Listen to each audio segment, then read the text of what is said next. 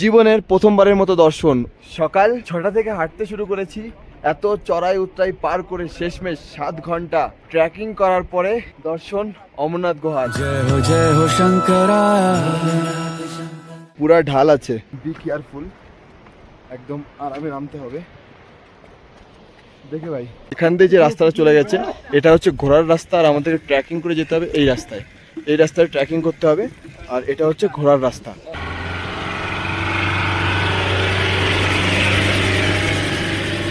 Finally পৌঁছে গেলাম কালীমাতা মন্দির। আর মাত্র এখান থেকে অমরনাথ গুহা 2.5 কিলোমিটার। সঙ্গে কিন্তু ইলেকট্রল রাখা দরকার, খুব দরকার।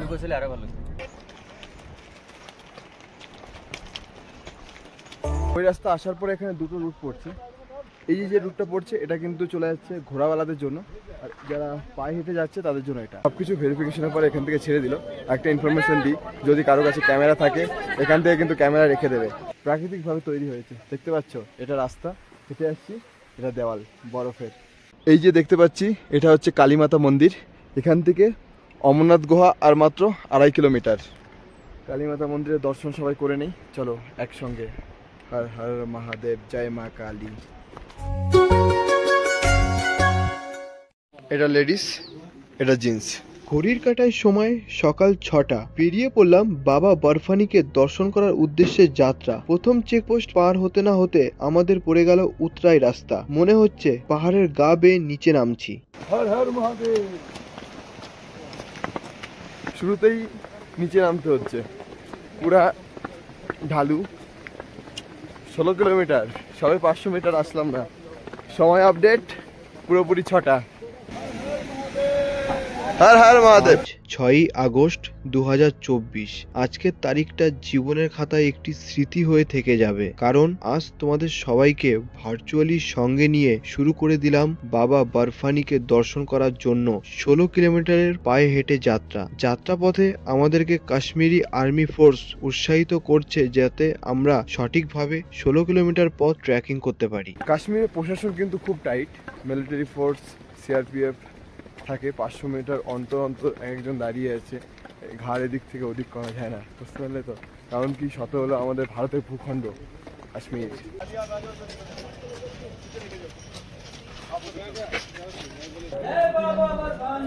জয়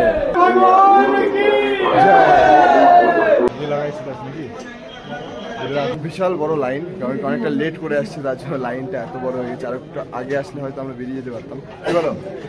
অবশ্যই বলে আবার ভক্ত কত লাইনে দাঁড়িয়ে রয়েছে, একদম পিছন পর্যন্ত দেখে দূর পর্যন্ত একদম লাইন। চলো লাইনে দাঁড়াই। সবাইকে একটাই বললো যে তোমরা যদি ভয় পেয়ে থাকো ট্রেকিং নিয়ে, ভয় পাওয়ার কিছু নেই, এখানে সম্পূর্ণ ব্যবস্থা আছে, তত বেশি স্টিপও না। তোমরা আসলে অবশ্যই যেতে পারবে। আর এখানে ঘোরার ব্যবস্থা করা আছে, যদি না যেতে পারে ঘোরাতেও যেতে পারবে। আমার মনে হয় যে শরীরের দম থাকলে এমনি হেঁটে যেতে পারবে। দরকার পড়ে পিট্টু।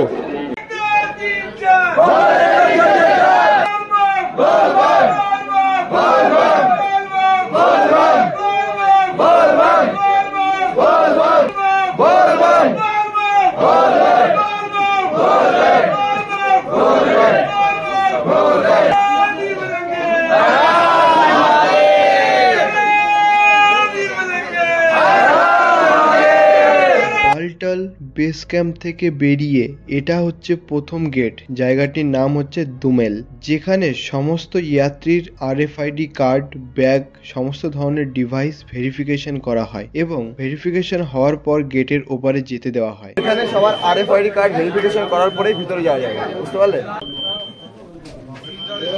যেখান থেকে ভেরিফিকেশন হলো, RFID কার্ড চেক করার পরে আমাদেরকে ভিতরে প্রবেশ করালো। যদি RFID কার্ড এখানে ম্যাচ না করে তাহলে কিন্তু ভিতরে ঢোকা যাবে না। আর এটা হচ্ছে আমরা মোটামুটি বালটাল থেকে দোমেল চলে আসছি, 3 কিলোমিটার আমরা চলে আসছি। আর এখন সময় আপডেট 6:50, মানে প্রায় 7টা।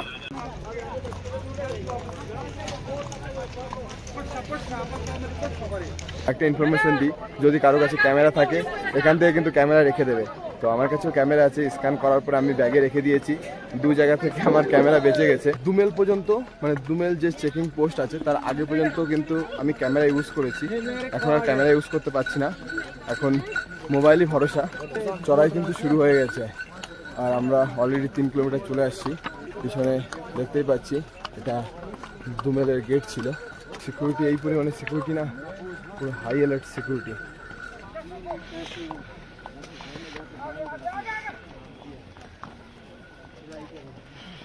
মারাত্মক লেভেলের খারাপ। ওই যে কথায় বলে না, ব্যর্থতার হাজারটা কারণ থাকে, কিন্তু সফলতার একটাই কথা, সেটা হচ্ছে ইচ্ছা শক্তি। এই বয়সে অমরনাথ ট্র্যাক ভাবা যায়, তাও এমপি থেকে, মানে মধ্যপ্রদেশ। আর আমরা একটু ট্রেকিং করে হাঁপিয়ে যাচ্ছি। না হবে না, চলো হর হর মহাদেব।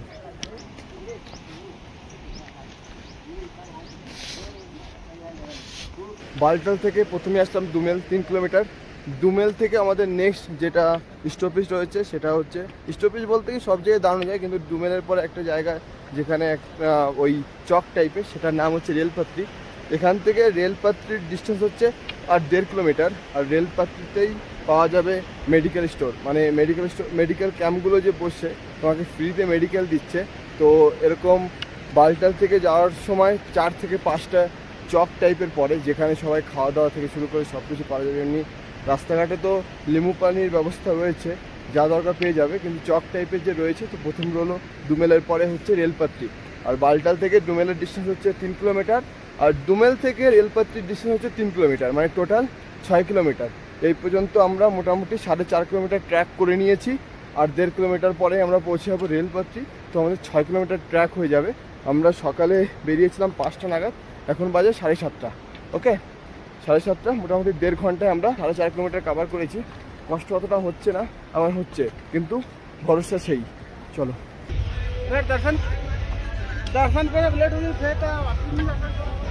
ফাইনালি এসে পৌঁছলাম রেলপাত্রিতে। এখানে ভান্ডারার ব্যবস্থা রয়েছে। বেশিরভাগ যাত্রী সকালের ব্রেকফাস্টটা রেলপাত্রিতেই করে। আমরাও আমাদের আজকের সকালের ব্রেকফাস্টটা রেলপাত্রিতে সেরে নিলাম। আজকের ব্রেকফাস্ট রেলপাত্রিতে।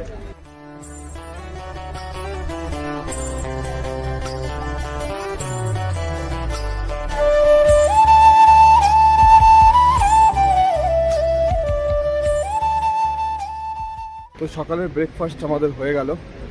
ট্রেকিং করতে করতে এই খাড়া পাহাড়ি রাস্তায় উঠতে গেলে না প্রচণ্ড খিদা পাবে। তো তার জন্য তোমাকে সবসময় খেয়ে নিতে হবে, আর চেষ্টা করবে সঙ্গে সবসময় চকলেট রাখার। আমাদের কাছে রয়েছে, আর আমরা খেয়ে নিলাম 2টো টোস্ট, রুটি, হালকা চাউমিন ছিল, সন্দেশ, সয়াবিনের সবজি, আর হচ্ছে মটর দিয়ে সবজি। যাক, পেট পুরো ভরে গিয়েছে। পুনরায় আমরা রেলপাত্রি থেকে বেরিয়ে পড়লাম। এখন আগে যেতে যেতে বলছি কোথায় যাচ্ছি। আর কষ্ট তো হচ্ছে, কারণ কি এত সোজা না বাবার দরবারে পৌঁছানো। কি বলিস?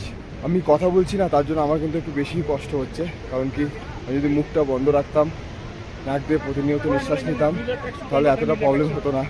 কিন্তু কি করব বলো, তোমাদের সবাইকে কথা দিয়েছি ভার্চুয়ালি দর্শন করাবো অমরনাথের গুহা। তো চলো, তোমাদের জন্য সব।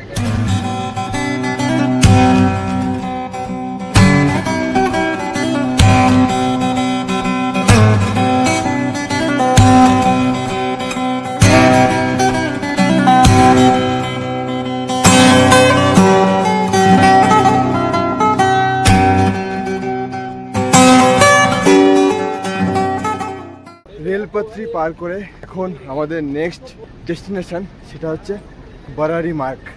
ওকে, রেলপাত্রির পরে বারারি মার্গের ডিস্টেন্স হচ্ছে 4 কিলোমিটার। যখনই আমরা বারারি মার্গে পৌঁছে যাব, টোটাল আমাদের রাস্তা কভার হবে 11 কিলোমিটার। 6-6.5 কিলোমিটার আসার পরে মনে করতে কি প্রায় চলে আসছে, আর মাত্র 10 কিলোমিটার। কিন্তু গল্প তো এখন শুরু হয়েছে। রেলপাত্রির পরে রয়েছে বারারি মার্গ। আর তোমাদেরকে ব্যাক ক্যামেরায় দেখায় আমাদেরকে কতটা খাড়া উঠতে হবে। ওই উপরে যেতে হবে, ভালো করে দেখো, ওই উপরে আমাদেরকে উঠতে হবে। হে হে, তো কি ভয় লাগছে কি? তো এখন এদিক দিয়েই চলো। এখানে কিন্তু লেখাই আছে ডেঞ্জার, তো বি সেফ, বি কেয়ারফুল। মোটামুটি আর মাত্র 2.5-3 কিলোমিটার হবে মেন খাড়াই। এই খাড়াইটা পার করতে পারলেই তারপর সমতল পাবো। অমরনাথ আসছি, অমরনাথের রাস্তার যদি ভিউ তোমাদেরকে ফিলই না করাতে পারি তাহলে কিসের অমরনাথ যাত্রা।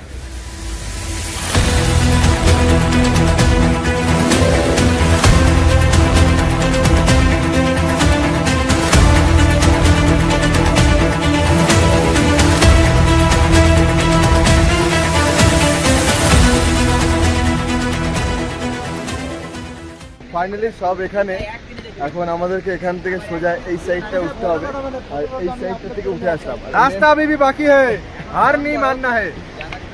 অনেক লোক আছে, কোনো হার মানে কিছু নেই, আস্তে আস্তে উঠলে সবাই পৌঁছে যাবে। বাস হর হর মহাদেব। মহাদেবকে পেতে হলে একটু কষ্ট করতেই হবে, বুঝতে পারবে। আর মহাদেবী কিন্তু এমন একজন ভগবান যার কাছে চাইলে সে কোনো সময় মানা করে না, যা চাইবে তাই দিয়ে দেবে। সে কোনো সময় দেখে না যে তুমি তার সুফল কি করবে বা তার অপব্যবহার করবে, সে কিন্তু দেখে না। সে শুধু দেখে যে তুমি কি চাইছো, সে দিয়ে দেয় একদম। তারপরে কাজ তোমার। তাই মহাদেবের কাছ থেকে যদি তোমার নিতে লাগে বর, তাহলে তোমাকে আসতে হবে এই রাস্তায়। এখানে দাঁড়িয়ে প্রচন্ড গরম লেগে গেছে, মানে হাইটটা উঠতে উঠতে গরম লেগে গেছে, এখনো হাইট অনেকটা বাকি। তো সোয়েটারগুলো সব একটা জ্যাকেট ভিতরে ঢুকে নিয়েছি, একটা কোমরে বেঁধে নিয়েছি। আর যেখানে দাঁড়িয়ে চেঞ্জ করছিলাম, তো সেখানে আমি আমার লাঠিটাকে হারিয়ে ফেলেছি। তো এখন উইদাউট লাঠি ছাড়া উঠতে হবে। ট্রেকিং মুশকিল, কিন্তু করতে হবে।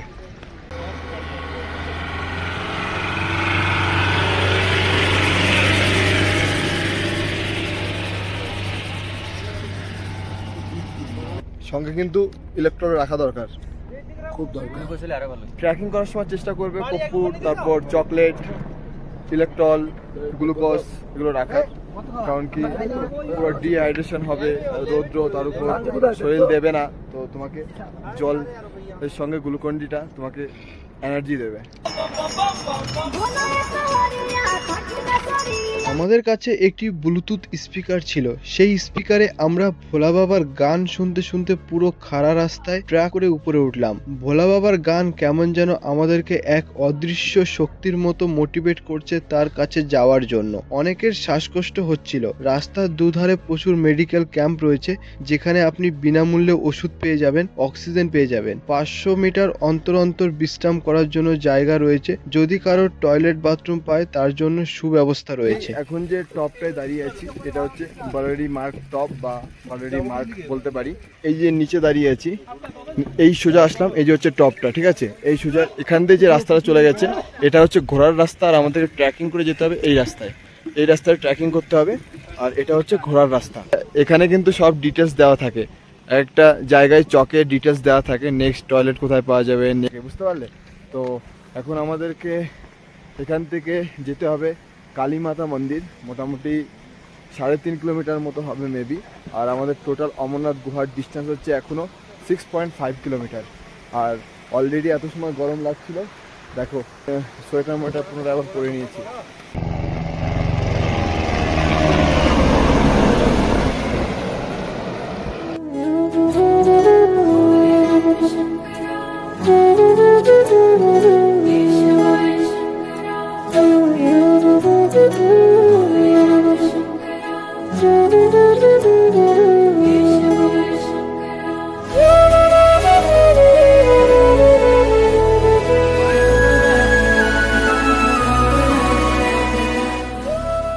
ফাইনালি পৌঁছে গেলাম কালীমাতা মন্দির।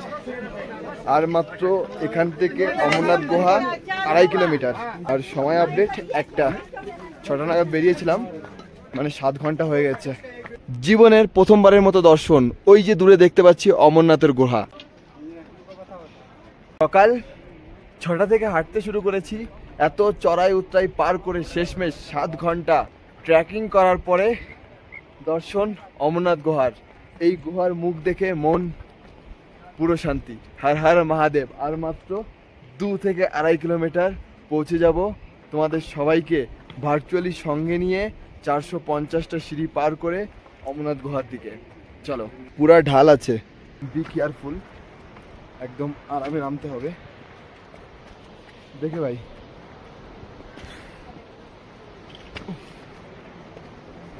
মন্দিরের প্রথম দর্শন পাওয়ার পরে না সব কষ্ট, পায়ে ব্যথা, টায়ার্ডনেস সব সব সব হারিয়ে গেছে।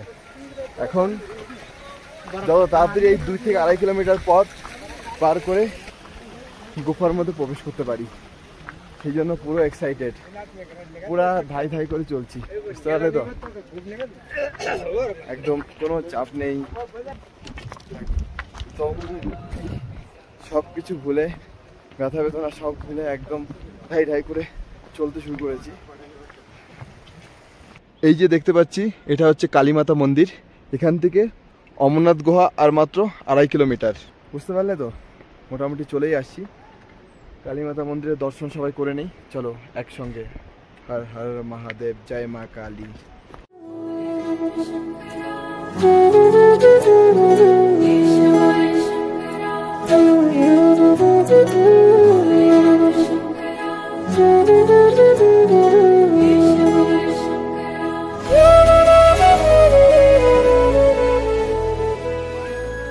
প্রাকৃতিকভাবে তৈরি বরফের দেওয়াল, শুধু প্রকৃতি দিতে পারে আমাদের এরকম সৌন্দর্যময় দৃশ্য। প্রাকৃতিকভাবে তৈরি হয়েছে, দেখতে পাচ্ছ? এটা রাস্তা, হেঁটে আসছি, এটা দেওয়াল বরফের।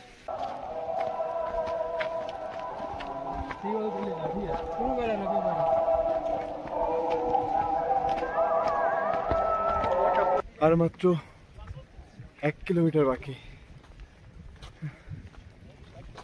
1 কিলোমিটার মনে হচ্ছে সব থেকে পুরো রাস্তার কষ্ট।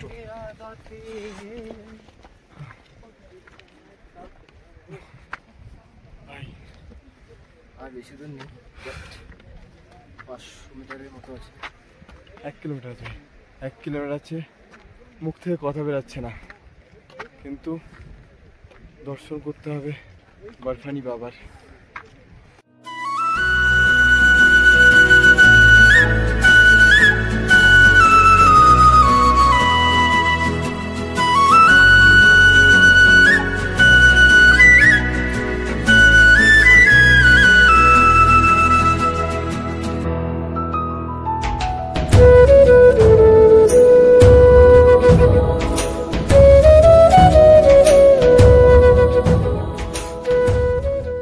পিছনে অমরনাথ গুহা দর্শন করে আসছি, ঢুকেছি অনেক আগে। আর এখন ঘড়ির কাঁটায় সময় আপডেট 5টা 10।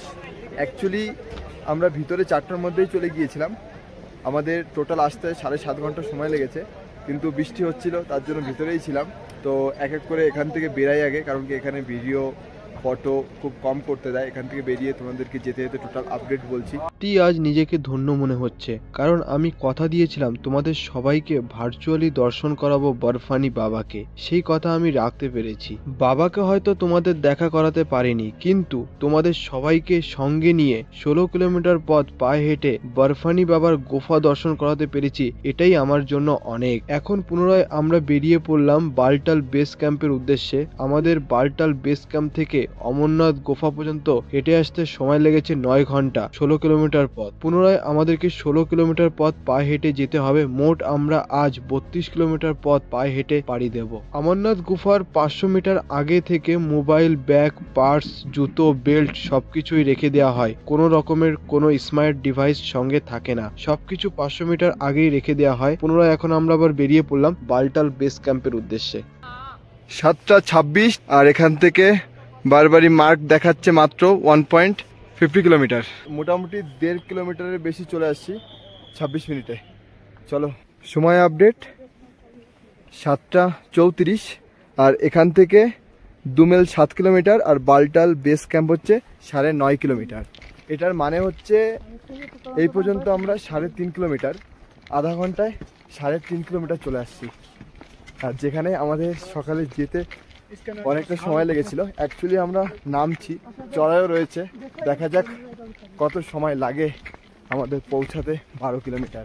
তো 35 মিনিটে আমরা 3.5 কিলোমিটার চলে আসছি। এখানে আরেকটা জিনিস নোটিস করলাম, 7:30 বাজে, মানে 7টা প্রায় 40 হতে যাচ্ছে, কিন্তু এখনও অন্ধকার হয়নি সেইভাবে। আর আমাদের ওয়েস্ট বেঙ্গলে এই সময়টা কিন্তু পুরো অন্ধকার থাকে, ঠিক কিনা বল? একদম। কিন্তু এখানে এখনো অন্ধকার হয়নি, আমরা ট্রেকিং করে যাচ্ছি। তো আরেকটা ভালো করে ব্যাপারটা বুঝে নেবে, এই ভিডিও দেখে মোটিভেশন পেয়ে কেউ কিন্তু অমরনাথের প্ল্যান হুট করে করবে না। অমরনাথ আসতে গেলে কিন্তু প্রচুর চাপ। প্রথমে একটু প্র্যাকটিস করবে, এক্সারসাইজ করবে, হাঁটার প্র্যাকটিস করবে, মোটামুটি 1-1.5 মাস প্র্যাকটিস করবে, তারপর অমরনাথের প্ল্যান করবে। খুব চাপ আছে, খুব চাপ বস। আমরা করিনি, আমরা বুঝতে পারছি কিরকম। এতটা সোজা না। পার্থদা শ্বাস নিতে পারছিল না, আমি নিতে পারছিলাম না। মানে লাস্ট আমাদের অমরনাথ গুহার থেকে আগে 500 মিটার হাত পা দিয়ে উঠতে একদম ভূপৃষ্ঠ থেকে 13,500 ফুট উপরে। আমরা ভাবতে পারো, ভূপৃষ্ঠ থেকে 13,500 ফুট উপরে এই অমরনাথ গুহা। আর এই অমরনাথ গুহার যাওয়ার জন্য 450টা সিঁড়ি পার করে যেতে হয়। আর 450টা সিঁড়ির আগে 500 মিটার তো আমাদের মোটামুটি যেতে প্রায় সময় লেগে গেছে 1 থেকে 1.5 ঘন্টা। 500 মিটার 1 একদম। থেকে 1.5 ঘন্টা। আর ওই কালীমাতা মন্দির ওখান থেকে অমরনাথ গুহার ডিস্টেন্স হচ্ছে তোমার 2.5 কিলোমিটার হবে। এই 2.5 কিলোমিটার যেতে প্রায় আমাদের সময় লেগেছে 3.5 ঘন্টা। ভাবতে পারো। অমরনাথের জন্য সেরকম কোনো ড্রেসের কোনো প্রয়োজন নেই, একদম। একটা জ্যাকেট। ড্রেস বলতে কি হয়, আমরা নিজেদের ওই কি বলে স্ট্যাটাস মেনটেনেন্স করার জন্য এই সেই করি, ওইগুলো কোনো দরকার নেই। বাবার উপর ভরসা রাখো, মহাদেবের নাম নিয়ে মনে বিশ্বাস থাকলে ঠিক একদিন ডেস্টিনেশনে পৌঁছে যাবে। কথাটা কেন বলছি, আজ থেকে 2 মাস আগে আমরা প্ল্যান করেছি। আমাদের এত প্রবলেম, মানে প্রবলেম বলতে কি অমরনাথের যাত্রা বন্ধ হয়ে যাচ্ছে, বন্ধ হচ্ছে, যা বন্ধ হচ্ছে, তাও মাথায় মোটিভেশন এটাই ছিল যা হবে দরকার পড়লে যেতে না পারলেও ঘুরে আসবো। শেষ পর্যন্ত আমাদের কিন্তু অমরনাথ দর্শন হয়েই গেল। অন্ধকার হয়ে এসেছে, আমরা খুব সাবধানতার সঙ্গে নিচে নামছি, কিন্তু যেতে যেতে রাস্তায় দেখলাম খচ্চরগুলো যে নামছে খুব রিস্ক হয়ে যায়। কারণ কি, যেখানে ল্যাম্প পোস্ট রয়েছে সেখানে ঠিক আছে, কিন্তু যেখানে ল্যাম্প পোস্ট নেই সেই সমস্ত জায়গাতে যখন খচ্চর নামছে, বাই চান্স যদি খচ্চরের পাশ স্লিপ কেটে এদিক থেকে ওদিক হয় তাহলে এখানে একটা দুর্ঘটনা ঘটার সম্ভাবনা থাকে, যেরকম দেখতেই পাচ্ছ তোমরা।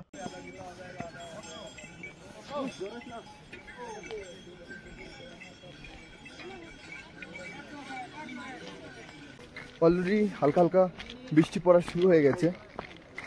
নিচে নামছি না, ধাই ধাই করে নিচে চলে যাচ্ছি, কারণ কি পুরা খাড়া ঢাল, মনে হচ্ছে দৌড়াচ্ছি, বেশি সময় আর লাগবে না। হালকা হালকা বৃষ্টি শুরু হয়ে গেছে, আর পিছনে খচ্চর ঘোড়া আসছে। যারা খচ্চর ঘোড়ায় করে আসছে তারা আসছে, অনেকে পনি নিচ্ছে। ঢালটা দেখো।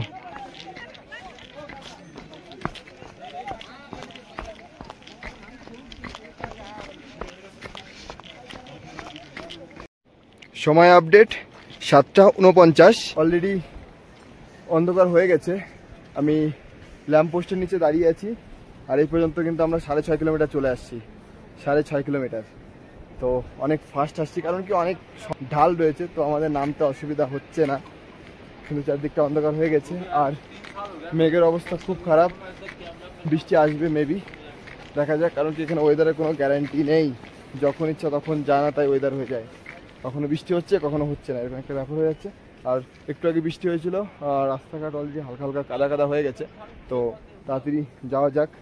আর 5.5 কিলোমিটার মতো আছে, আর পৌঁছে বলছি কত সময় লাগছে। সময় আপডেট 7:55।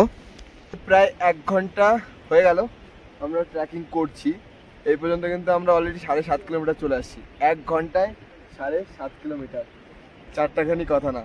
মাঝে মাঝে একটু খাড়াই রয়েছে, কিন্তু বাকিটা একদম নিচে নামছি। কারণ কি সকালে যখন উঠেছিলাম তখন কিন্তু অলরেডি দেখতে পেরেছিলে যে কতটা উঁচু জায়গায় আমরা উঠছিলাম। এবার সেই জায়গাটা দিয়ে আমাদেরকে নামতে হচ্ছে, তো তার জন্য আমাদের একদম দৌড়ায় দৌড়ায় নামতে হচ্ছে এরকম। মানে কারণ কি অটোমেটিক পায়ের স্পিড বেড়ে যাচ্ছে, যেখানে 1 পা ফেলতে হচ্ছে সেখানে 4 পা হয়ে যাচ্ছে। তো অলরেডি একটু রেস্ট করছি। অ্যাকচুয়ালি আমাদের কষ্ট হয়নি, কিন্তু কুচ বলছে যে পায়ে ব্যথা করছে। যাই হোক, তো 7.5 কিলোমিটার চলে আসছি, আর বেশি নেই, একটু রেস্ট করি।